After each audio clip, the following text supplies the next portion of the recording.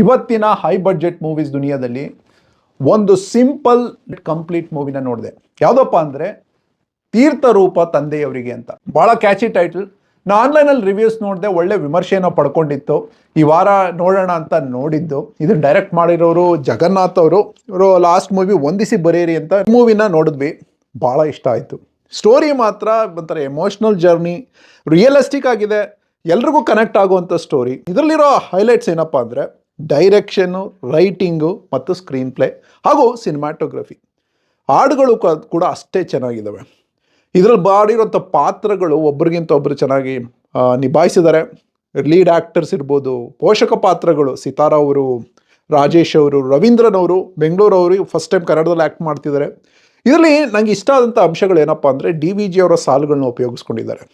ಇರುವುದೆಲ್ಲವ ಬಿಟ್ಟು ಇರೋದೆರಡೆಗೆ ದುಡಿಯುವುದೇ ಜೀವನ.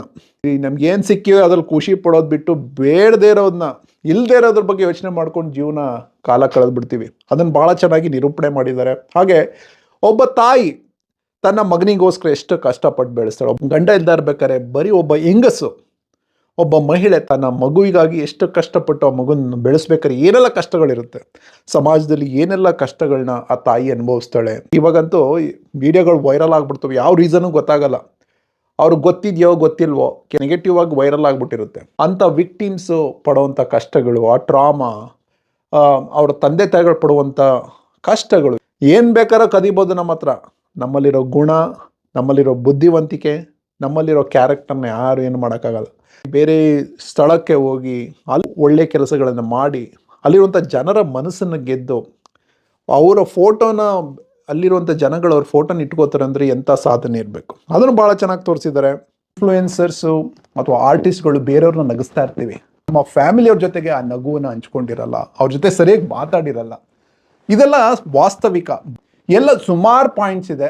ನಮಗೆ ಈ ಮೂವಿ ತುಂಬ ಇಷ್ಟ ಆಯಿತು. ಕನ್ನಡದ ಕಾಂಟೆಂಟ್ಗಳನ್ನ ಅಥೆಂಟಿಕ್ ಪ್ಲಾಟ್ಫಾರ್ಮ್ಸಲ್ಲೇ ನೋಡಿ. ಯಾಕಂದರೆ ಇವತ್ತು TRP ಜಗತ್ತು, ಯಾರೆಷ್ಟು ನೋಡ್ತಾರೆ ಅದ್ರ ಮೇಲೆ ಅವರು ಕಾಂಟೆಂಟ್ಸ್ ಕೊಡೋದು. ಮೂವಿ ಪ್ರೈಮಲ್ಲಿ ಬಂದಿದೆ, ಪ್ರೈಮಲ್ಲೇ ನೋಡಿದಾಗ ಆ ನಂಬರ್ ಸಿಗುತ್ತೆ, ಇನ್ನೂ ಹೆಚ್ಚು ಹೆಚ್ಚು ಕಾಂಟೆಂಟ್ ನಮಗೆ ಸಿಗುತ್ತೆ. ಇನ್ನೊಂದೇನು ಅಂದರೆ ಈ ಚಿತ್ರಗಳು OTTಗೆ ಬಂದು ಹಿಟ್ಟಾಗೋದಕ್ಕಿಂತ ಥಿಯೇಟ್ರಲ್ಲಿ ಇಟ್ಟಾದರೆ ನಿರ್ಮಾಪಕರಿಗೆ ಲಾಭ. ಮುಂದಿನ ಚಿತ್ರಗಳು, ಮುಂದೆ ಬರುವಂಥ ಚಿತ್ರಗಳು ಸ್ವಲ್ಪ ಮಾರ್ಕೆಟಿಂಗ್ ಮೇಲೆ ಕೆಲಸ ಮಾಡಿ, ಅದೊಂದು ಎಕ್ಸೆಪ್ಷನ್ನು ಸೂಫ್ರಮ್ಸು ಅವರು ಭಾಳ ಚೆನ್ನಾಗಿ ಮಾರ್ಕೆಟಿಂಗ್ ಮಾಡಿದ್ರು. ಮೂವಿ ಭಾಳ ಚೆನ್ನಾಗಿ ಹಿಟ್ಟಾಯಿತು. ಅಟ್ಲೀಸ್ಟ್ ಜನಕ್ಕೆ ತಲುಪಿಸುವಂಥ ಕೆಲಸಗಳನ್ನ ಮಾಡಿದ್ರೆ ಆ ಚಿತ್ರಗಳು ಥಿಯೇಟರ್ಲೇ ಹಿಟ್ಟಾಗಿ ನಿರ್ಮಾಪಕರ ಜೇಬು ತುಂಬೋದಂತೂ ಗ್ಯಾರಂಟಿ.